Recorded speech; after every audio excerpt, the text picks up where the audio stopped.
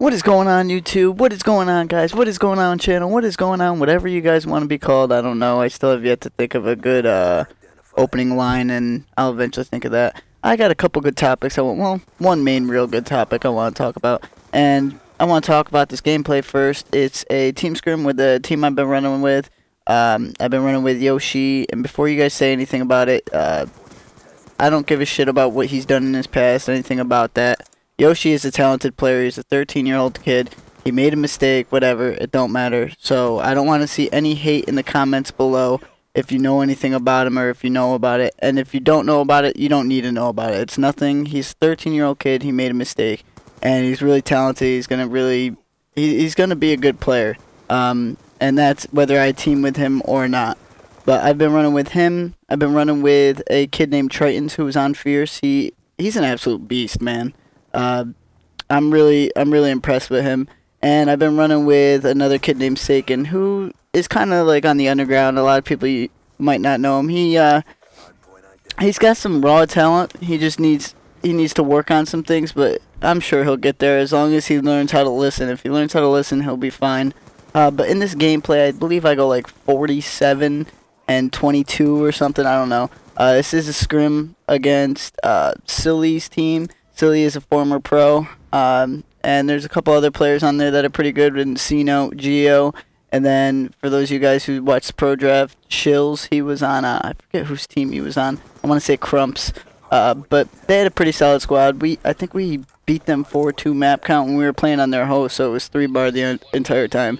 That was hard to play on, but I ended up getting a stealth chopper, and the reason I'm using a stealth chopper and not a VSAT is because they're banning VSAT in League play for Season 3. And the reason why I'm even mentioning that is because MLG has officially announced that Call of Duty will be on the circuit. I'm sure a lot of you guys who do follow the competitive scene know that already. But if you don't, MLG Major League Gaming has announced that Call of Duty will be at tournaments. They will be at LAN centers. They will be at events. So there's going to be a ton of competition, good times, and honestly money up for grabs. So they've been talking about what they're going to use for MLG rule set is what's going to be in league play for Season 3. So I was in the pro forums on the 360 Icons website, and David Von der Hart, for those of you guys who know, he's I don't know what his exact tag or exact title is with Treyarch, but he's the main dude to talk to if you want something fixed or anything like that. So that's who's really been helping the community, and who's really been putting a lot of effort and help into this community as far as the competitive scene goes. Not to mention what he has to do outside with all the pub players. So he pretty much told us that these are the rules that he wants, and these are the rules that he's pretty much going to enforce. So that's why a VSAT is banned in his rule set, as well as some other things. I'll post a link in the description below. It is a pro forum. The only people who can look at it or the only people who can type in it are pros, but everybody can look at it. So I'll give you guys the link to that thread so that you can see what us pros have been talking about, but not to mention what the developer David Von der Hart has been talking about as well. So that's the reason that you see in the bottom right, I'm using Lightning Strike, Stealth Chopper, and a Warship, or Warthog. I have yet to get a Warthog in competitive. I've come very close, like right there, I just came pretty close, but I've yet to get it. I get too eager, I guess you'd say. But I'm also using the AN94, mainly because the M8 is so inconsistent. Anybody who uses it online can tell you that, and especially in competitive play, like, one time you can one-burst someone, and the next time it'll take 3 to 4 bursts to even, like, kill them. So it's really inconsistent, and you can't rely on a gun like that in a competitive play, especially when you're playing for money. So you need something more consistent. Even if it takes more shots, you know that it's going to take more shots. Or, like, I'd rather have a gun knowing it's going to take 3 to 4 bursts every time to kill someone, and I know that, rather than having a gun that may take 3 or 4 bursts, but sometimes it'll one burst, because then sometimes I'll just one burst and run away thinking I killed the kid and stop shooting. It's my own, I have a method to my madness.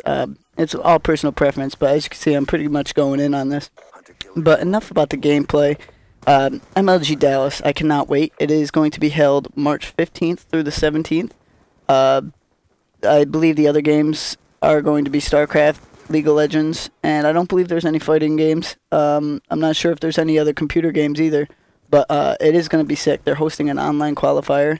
The online qualifier it's more of a ladder, I'm pretty sure. I don't think it's like a tournament.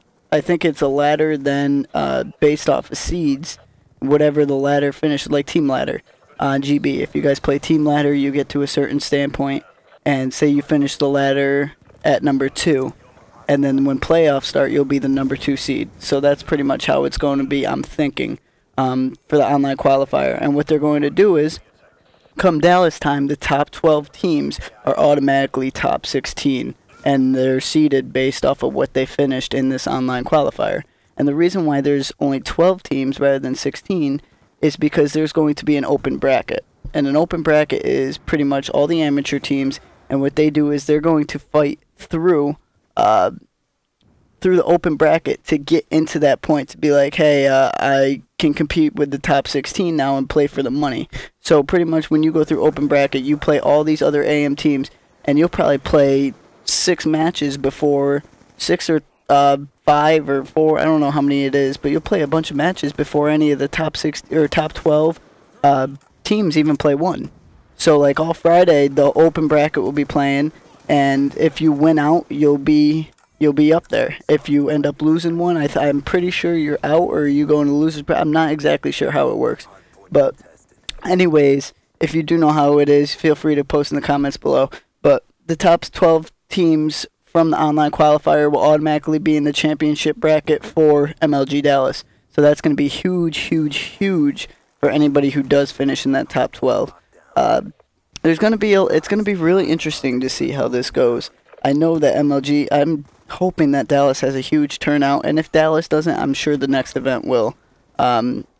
It's just with this event, it's gonna be hard for some people, just because I looked up my plane ticket, and it's gonna be hard for me just because it's $430 just to get a plane ticket from here to Dallas, and I tried booking it like 3 days ago, and that it's 2 months from now. So I mean, like, I can only imagine once I get that money and be able to order it, how much it went up even since then.